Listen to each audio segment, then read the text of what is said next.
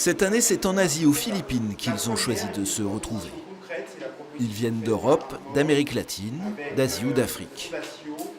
Tous sont membres de Fondatio, un mouvement international né en France au début des années 70, dans la mouvance des communautés charismatiques. Pour avoir une nouvelle approche plus profonde de la spiritualité et de l'intériorité. Aujourd'hui, Fondatio est présente dans une vingtaine de pays où elle a créé des programmes de développement économique, social ou éducatif.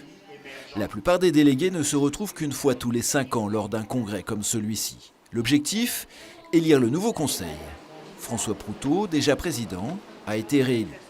Mais ce congrès est aussi l'occasion de débattre, de partager des expériences et de définir la feuille de route pour les 5 années à venir.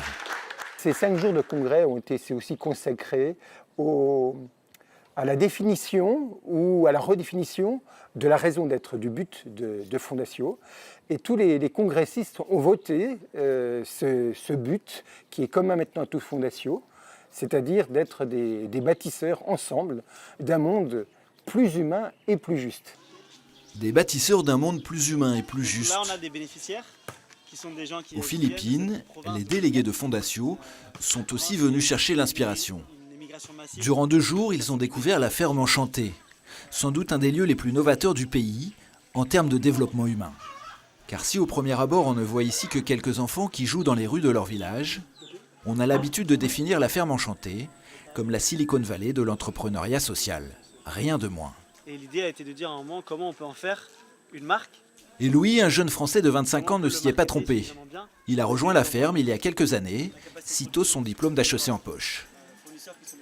Aujourd'hui, il transmet son savoir pour aider des petits producteurs locaux à monter leur business.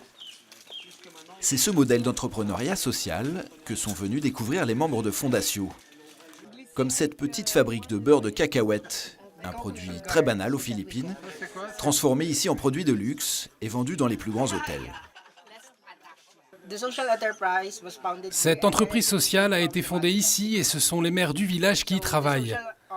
Elles ont l'habitude depuis toujours de faire du beurre de cacahuète pour leur propre consommation.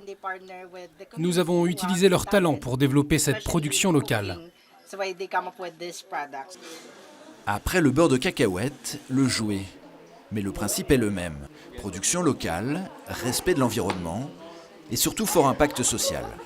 Car ce sont aujourd'hui 8 femmes du village qui sont les actionnaires de cette petite entreprise créée pour elles et avec elles.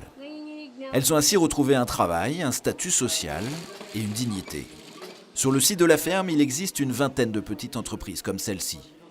L'objectif, c'est d'en multiplier le modèle. Moment fort de cette visite, le jardin potager, un jardin expérimental notamment en termes de recherche sur les rendements ou sur le respect de l'environnement. Ici, une sélection de plants de tomates adaptées au climat des Philippines. Là, des expérimentations autour du compost. C'est impressionnant de voir tout ce qui se passe ici.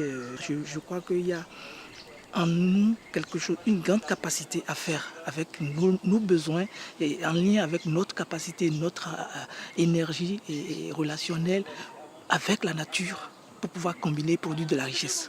Et pour ça, moi, j'ai vraiment envie d'aller plus loin et avec ça, une fois rentré, en mettant les gens ensemble. Mais pour bien comprendre l'importance de la ferme enchantée dans ce pays rongé par la misère, il faut faire un détour par Manille, la capitale des Philippines.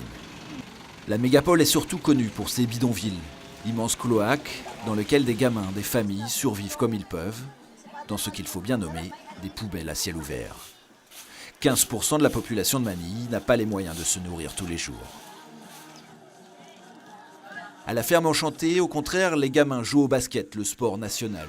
Ils sont scolarisés et surtout ils ont un toit. Et puis on l'a vu, leurs parents ont retrouvé du travail. Ils ont réappris à faire pousser des légumes sur cette terre qu'ils avaient abandonnée depuis trop longtemps pour aller chercher de quoi vivre sur les trottoirs de Manille. Car tous les habitants de la ferme enchantée sont issus des bidonvilles de la capitale ou d'ailleurs. Ils sont les heureux bénéficiaires d'un programme initié par la fondation Gawad Kalinga, une ONG qui a pour ambition de faire disparaître les bidonvilles du pays, comme le montre ce clip. En 25 ans, 3000 villages ont été construits. Près d'1 million de personnes sont déjà sorties de la pauvreté. C'est cette dynamique, cette foi en l'avenir, que les membres de Fondatio sont venus découvrir. Dans un monde qui bouge à une vitesse absolument extraordinaire, il faut qu'on apporte de nouvelles réponses aux enjeux de société, aux enjeux aussi d'annoncer la bonne nouvelle avec d'autres moyens. Et je pense que ça passe en grande partie par un écosystème créatif qui réunit des acteurs qui n'ont pas l'habitude de travailler ensemble. C'est ce qu'on trouve ici à la ferme enchantée de Gawat Kalinga aux Philippines. Et c'est ce qu'on est venu chercher, c'est ce qui est inspirant pour le mouvement Fondatio. Ce qui m'a le plus impressionné ici, c'est que l'innovation a un véritable sens.